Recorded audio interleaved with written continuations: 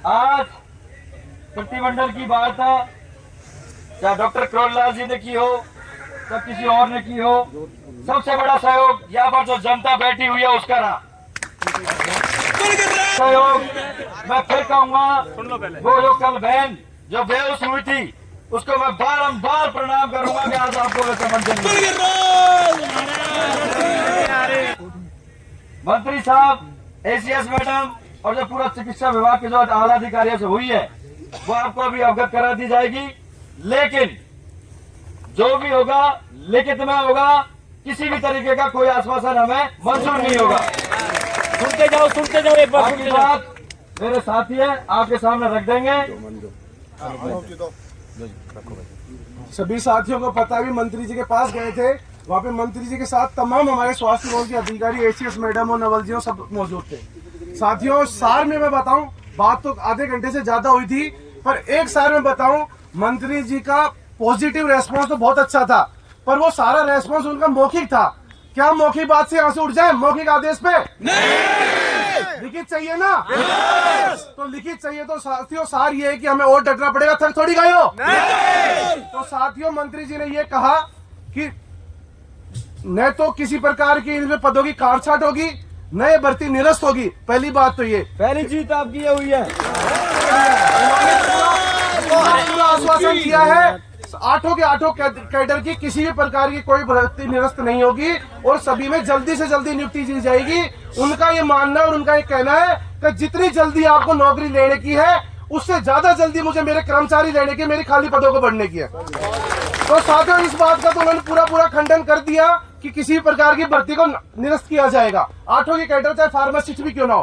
पर साथियों, हम मौखिक आदेश पे यहाँ से नहीं उठ सकते। पहले दिन जिस दिन धरना लगा था उस दिन यही बात हुई थी, जब तक कोई लिखित आदेश नहीं आ जाएगा जब तक हम हमारे घरों पे नहीं जाएंगे। तो साथियों, मेरा मानना भी है, पर मेरे को लगता है मेरे जितने भी हम 7-8 डेलीगेशन में गए थे सभी साथियों का ये निर्णय है। मेरे ख्याल से और किसी भाई को कोई आपत्ति होगी तो आपको बता देगा, पर मेरा व्यक्तिगत ये मानना है कि जब तक कोई लिखित आदेश नहीं होगा तो हम यहाँ से करने जाएंगे। और अपने मंत्री साहब ने तो ये कहा है कि 2 दिन में हम मीटिंग प्रस्तावित करके आपको बता देंगे।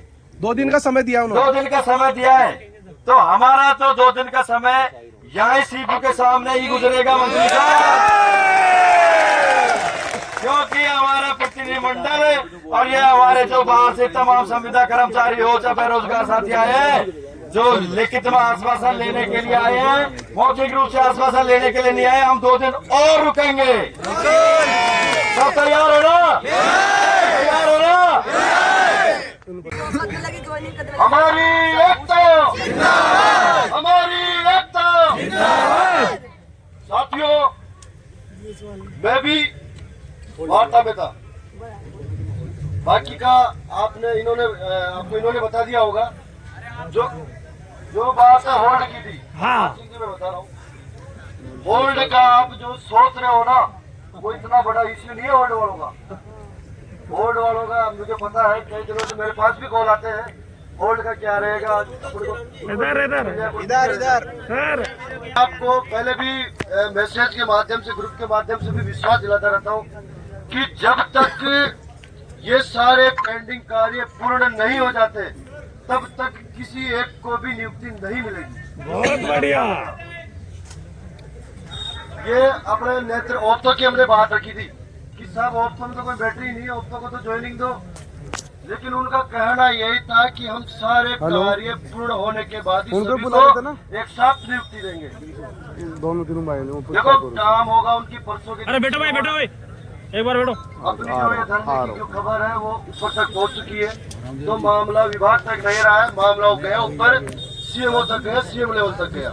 तो परसों के दिन मंत्री जी की और विभाग की सीएमओ लेवल पे मीटिंग है। मीटिंग होने के बाद ही वो कोई जो प्रेस नोट है परसों के दिन ही जारी होगा। अरे बैठो। रिक्वेस्ट करी थी कि आज जो वार्ता के लिए प्रेस नोट जारी कर दो, हम चले जाएंगे, लेकिन उन्होंने कहा कि आज हम नहीं दे सकते, परसों की मीटिंग होने के बाद ही हम फाइनल डिसीजन लेंगे इस भर्ती पे। तो साथियों, मैं एक बात को आपको, एक विश्वास को आपको दिलाना चाहता हूँ, जो आज मंत्री जी के शब्द थे, विभाग के सारे अधिकारियों के शब्द थे, एसीएस मैडम के जो शब्द थे, हमारी भर्ती जिंदा है, जिंदा रहेगी और मंत्री जी ने इतना पूर्ण आश्वस्त किया है कि मैं इन्हीं भर्तियों को पूर्ण करूंगा। मेरी बात पे आप विश्वास करो। और क्योंकि जितनी हमें बहुत आवश्यकता है चिकित्सा के मैन पावर की, हम जल्द पूरी करेंगे। लेकिन हम चाहते हैं कि कोई अलीगल की इसमें एंट्री नहीं हो, अलीगल की इस भर्ती में एंट्री नहीं हो। हम जांच करवा रहे, पुनर्सत्यापन भी करेंगे, कोर्ट में भी कोर्ट केसेस लगे हुए उनका भी निपटारा करेंगे। पहले की जो पुरानी सरकार थी उसमें अलग मामला था, और इस नई सरकार में नए वकील है, डबल एजी जो भी नए बड़े हैं, अभी तक उनकी नियुक्ति नहीं हुई है। जो जोधपुर हाई कोर्ट में इनकी सुनवाई है, तो हम तरीके से हम एक एक पॉइंट को गहनता से रखेंगे और सारी जांच पड़ताल पूरी पॉइंटों को क्लियर करते हुए आपकी भर्ती हम पूरी करेंगे। क्योंकि हमने इस भर्ती के लिए बहुत मेहनत की है, इन भर्तियों को यहाँ तक लाने के लिए बहुत मेहनत की है, और इसको हम मिट्टी में नहीं मिलाना चाहते। इन भर्तियों को हम पूरी करेंगे, थोड़ा समय लगेगा, कोर्ट के केस है, लेकिन परसों की इन भर्तियों को, परसों की मीटिंग में भर्तियों को लेकर है कि हम सभी को होल्ड वालों को मैं बोल दूं कि अभी तो होल्ड के लिए तो 10 दिन का काम है। होल्ड का भर्ती प्रक्रिया शुरू होगी ना, तो सबसे पहले होल्ड वालों के लेटरों पे साइन होंगे। सबसे पहले होल्ड वाले के जितने भी लेटर बने हैं अदर अदर स्टेट के, उन पे साइन होंगे। वहां से प्रक्रिया शुरू होगी, परियोजनाओं का निस्तारण होगा, अनुभवों का पुनर्सत्यापन होगा, ऐसे सारे कार्य पूरे होंगे, अंतिम चयन सूची जारी होगी। उसी के बाद ही पद स्थापन के अपना का कार्यक्रम आगे चालू होगा। तो निश्चिंत रहो, होल्ड वाले निश्चिंत रहो, भर्ती अपनी पूरी होगी। और कल और परसों अपना धरना जारी रहेगा, क्योंकि परसों सीएमओ लेवल पे मीटिंग है भर्तियों को लेकर, तो अपन कल और परसों यही डटे रहेंगे। परसों जो लिखित में आदेश आ जाएगा प्रेस नोट के द्वारा विभाग की तरफ से, सीएम की तरफ से, उसके बाद ये अपन धरना समाप्त करेंगे। धन्यवाद। सबसे पहले तो मेरा फाइनल डिसीजन है, धरना टूटेगा नहीं, बिल्कुल नहीं, ठीक है, किसी भी कंडीशन में है नहीं। और ये बात मैंने डिप्टी साहब को, जो संदीप जी थे और एसएचओ महोदय, उनको भी मैंने बोल दी धरना टूटेगा, ठीक है, मैंने क्लियर बोल दी। मीटिंग में मैं मेरे मुंह से तो कोई बढ़ाई तो करूंगा नहीं, लेकिन सबसे ज्यादा अगर चर्चा हुई होगी तो एसीएस मैडम से और मंत्री जी से मेरी हुई है, ठीक है ना। मैंने सबसे पहले ये बात रखी है कि 20,546 जो पद हैं, इस पे 8 कैडर की स्वास्थ्य विभाग की भर्तियां चल रही है। और दूसरी बात मैंने रखी है, सुनना भाई, फार्मासिस्ट भी यहाँ पे तो, क्योंकि फार्मासिस्ट भी भाई गया है। मैंने दूसरी बात रखी है कि समस्त भर्तियों में डॉक्यूमेंट्स वेरिफिकेशन तो हो चुके हैं, भाई बात मौखिक ही रखी है। उसमें से 7 कैडर की प्रोविजनल सूची जारी हो चुकी है, लेकिन फार्मासिस्ट की अभी तक जारी नहीं हुई। तो ये बात मैंने फार्मासिस्ट भाइयों के लिए रख दी थी। इसके जो साक्ष्य हैं वो अपने भाई गए थे साथ में, उनको पता। उसके बाद मैंने कोई पर्टिकुलर नर्सिंग ऑफिसर की बात नहीं रखी दोस्तों, ठीक है ना, मैंने सबके लिए रखी। उसके बाद तीसरा पॉइंट जो मेरा आता है, 10वां महीने कौन सा होता है, अक्टूबर का, 7 अक्टूबर 2023 को, 7 अक्टूबर 2023 को एसीएस का, एसीएस मैडम के सामने मैंने ये बात रखी है, ठीक है ना, क्योंकि एसीएस मैडम का ही प्रेस नोट था और मैंने एसीएस मैडम को ही बताया मुख्यमंत्री मंत्री महोदय के सामने कि आपका ही लेटर था और आप ही मुकर गई, ठीक है। तो मैंने बात रखी है कि मैडम जी 7 अक्टूबर 2023 को आपने यहाँ सिपो के आगे जब हमने धरना लगाया था होल्ड वालों के लिए, तो आपने हमारा डेलीगेशन बुलाया था और एक प्रेस नोट जारी किया था। और प्रेस नोट में आपने समय लिखा था 1.5 से 2 माह में, आचार संहिता के 1.5 से 2 माह में जितनी भी ग्रीवेंसेज है और जितने भी होल्ड का जो भी चक्कर है, चाहे वो बाहरी राज्यों से हो चाहे अपने गृह राज्य से हो, उन सभी का निपटारा करेंगे। ऐसा आपने प्रेस नोट जारी किया है और हमारे डेलीगेशन को उस टाइम पे संतुष्ट किया था और हमने धरना तोड़ा था। क्या बात सही है भाइयों? सही है। ये मैंने मेरी कॉपी में होमवर्क कर रखा है और ये बात मैंने वहां पे बोली है। उसके बाद बात आती है वापस एसीएस मैडम के जो दूसरे लेटर की बात आती है। 11वां महीना कौन सा था, नवंबर का, 22 नवंबर सन 2023 को एसीएस मैडम के द्वारा आईडी क्रमांक जो भी है 354-3/2023 इसका एक लेटर जारी होता है और ये रिगार्डेशन में लेटर जारी होता है कि राजस्थान के संबंधित जितने भी सीएमएचओ हैं और जितने भी पीएमओ हैं, क्या जो लोग संविदा पे लंबे समय से कार्य कर रहे हैं, सभी हाई कोर्ट ने एक आदेश दिया था कि 31 जनवरी सन 2024 से पहले आप संबंधित कर्मचारी के जो भी डिस्ट्रिक्ट है उनके अनुभव प्रमाण पत्रों को रीसत्यापित किया जाए, दोबारा सत्यापित किया जाए और ये सिपों में उसके लिए, और उसके बाद हाई कोर्ट जोधपुर जो है उसको सूचना भेजी जाए कि हमने सभी लोगों के जो संविदा पर लगे हुए थे बोनस अंकों को लेकर के उनके दोबारा से अनुभव प्रमाण पत्र को री-वेरीफाई कर लिया गया है। ये फीडबैक आपको कहां देना था? हाई कोर्ट में देना था। ठीक है भाई लोगों, बात। उसके बाद मैंने लास्ट में जाकर के एक बात और रखी है, उन्होंने क्या बोला है ये भी जवाब मैं आपको बताऊंगा। ठीक है, उसके बाद मैंने नर्सिंग ऑफिसर्स भाइयों के लिए बात रखी। बात ये रखी मैंने कि 7 अक्टूबर 2023 को नर्सिंग ऑफिसर की 9 बजे, सुबह 9 बजे प्रोविजनल सूची जारी होती है। उसके बाद आज 4 महीने हो गए, अभी तक तुमने कुछ भी नहीं किया। ठीक है, ये तो थे मेरे प्रश्न। अरे ठीक है, मेरा मेडिकल का प्रश्न हमने रख दिया था अनुराग भाई के साथ में, लेकिन ये मेरे प्रश्न थे और ये फाइल में मैंने लिख रखा था। ठीक है, और उसकी ये पत्रावलियां जो है ये मेरे पास थी, मैंने उनको दिखा दी थी। मैंने कि ये पत्रावलियां आपके द्वारा जारी हुई है, मैंने जारी नहीं करी। समझ में आ रही है? अब मैं आपको काम की बात बता देता हूँ। भाई मंत्री महोदय से जितनी देर मेरी चर्चा हुई, आधे घंटे की मीटिंग में हो सकता है 15 मिनट या 12 मिनट सुनील कोटा ही बोला था। ठीक है ना, और बहुत नम्र निवेदन के साथ बोला हूं, मंत्री जी आपके लिए 100% डेडिकेटेड।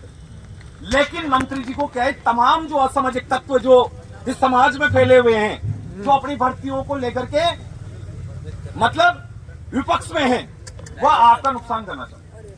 पहली बात तो ये।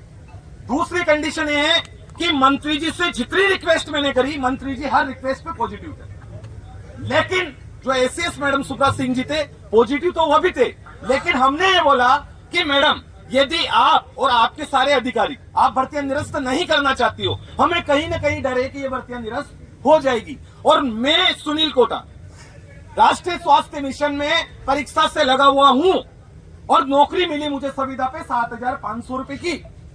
और मेरे भर्ती कराने वाले जो डायरेक्टर हैं वो है संजय सक्सेना जी, वहीं बैठे हुए। ये क्या कौन लड़की गई थी मेरे साथ में, उसको पता है, मैंने खुलेआम बोला था, खुलेआम बोला था। तो मैंने कहा एक बात बताओ, हम जैसे संविदा कर्मियों ने सरकार के प्रदेश के अस्पतालों में इतनी सेवाएं दे दी, और इसके बाद यदि हमें इस भर्ती के माध्यम से नौकरी नहीं मिलेगी तो मेरा तो मन रोएगा, मेरी आत्मा रोएगी। और मैंने तो ये भी बोला है कि सर मेरा तो हृदय इतना रो रहा है कि मैं अभी आंसू निकाल दूं आपके सामने, रोने लग जाऊं। ये भी मैंने उनको बोला है। मैंने कठोर शब्दों में और प्रेम दोनों शब्दों में उनको समझाया। चक्कर एक ही पड़ रहा है। मैंने फाइनली एक चीज बोली है, धरना तभी टूटेगा। मैंने उनसे भी बोली, मैंने कहा सर इस धरने को हम समाप्त कर देंगे, कोई बड़ी चीज नहीं। ठीक है ना, लगाना भी बड़ी चीज नहीं है तो समाप्त करना भी बड़ी चीज नहीं है, लेकिन कुछ न कुछ तो मिले।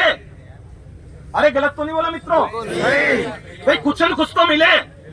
तो मंत्री जी तो चाहते थे दे दो। अरे भाई क्या बोल रहा हूं मैं, दे दो। मंत्री जी तो चाहते थे दे दो, लेकिन वहां पर बैठे हुए थे ठाकन साहब, संजय सक्सेना जी, सुरेश कुमार नवल जी, एसीएस मैडम, और ये लोग थे, और एक जो ओएसडी वगैरह होंगे उनके बच्चे। तो उन लोगों ने क्या सवाल में मुझे उलझाने की कोशिश करी, लेकिन मैं उलझ नहीं पाया उनके सवालों में। बहुत बढ़िया, इसलिए नहीं उलझ पाया क्योंकि मैं होमवर्क करके लेके गया था। बहुत बढ़िया। आ रही है बात समझ में? फिर वो लोग मुझे, उन लोगों ने बोला कि ये तो कोर्ट के भी इशूज ये है। फिर मैंने बोला, मैंने कि पिछली सरकार निकल गई, आचार संहिता निकल गई, आपकी सरकार बने हुए आज 1 महीने से ऊपर हो गया। अरे गलत तो नहीं बोला था? ये बात मैंने बोला। तो जितने भी लंबित प्रकरण, न्यायिक प्रकरण, मतलब अदालत में चल रहे हैं, कोर्ट के अंदर चल रहे हैं, तो वहां पे आप बोल रहे हो कि एजी डबल एजी नियुक्त करेंगे, तो आपको नियुक्त कर देना चाहिए था भाई, आपको कर देना चाहिए था नियुक्त। लेकिन उन लोगों ने, फिर उन्होंने बोला मंत्री जी ने, भाई मैडम एसीएस आप बोलो। तो मैडम एसीएस ने बोला कि जल्दी अपन एजी और डबल एजी को नियुक्त करेंगे। आ रही है बात समझ में? हाँ। चलो ठीक है। फिर मैंने ये भी बोला, मैंने कि चलो आप एजी और डबल एजी को नियुक्त करोगे, अच्छी बात है, खुशी की बात। अरे गलत बात नहीं, आपकी जोर की बात है। पर मैंने बोला, मैंने की बात ऐसी है माननीय है कि जो प्रकरण न्याय अदालत में चल रहे हैं उनका समाधान डबल एजी नियुक्त करने से नहीं होता है, हैंड टू हैंड। क्योंकि हो सकता है 1 महीना लगे, हो सकता है कोर्ट में 2 महीने लगे, हो सकता है 1.5 महीना लगे, हो सकता है किस्मत सही हो तो 15 दिन लगे। अरे बात सही है नहीं है? तो आप वो तमाम जो प्रक्रिया है अदालतों की उसको तो चालू करवाइए। और बाकी आप कुछ ऐसा फैसला लीजिए जिससे प्रेस मीडिया के माध्यम से या आपके लेटर के माध्यम से हम ये संतुष्ट हो सके कि हमारी भर्तियां जिंदा रहेगी और हमारा धरना भी टूटेगा और हमें 2-5 महीने में 3 महीने 4 महीने में या अगले महीने में हमें नियुक्ति भी मिलेगी। ठीक है, तो मंत्री जी ने मेरे प्रश्न पे जवाब दिया।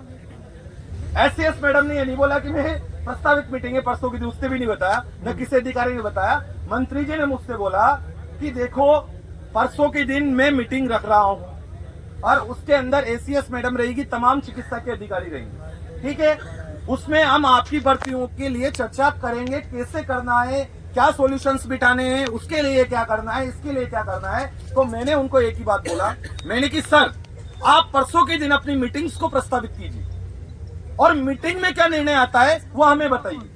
ठीक है, चाहे प्रेस के माध्यम से या कैसे भी, और जब वो कागज हमारे हाथ में आएगा और हमारे सभी भाई लोग, सुनील कोटा संतुष्ट नहीं होगा, सभी मित्र लोग, क्योंकि ये अकेले लड़ाई कोई मेरी थोड़ी, आप सभी लोगों की सबकी है। ठीक है ना।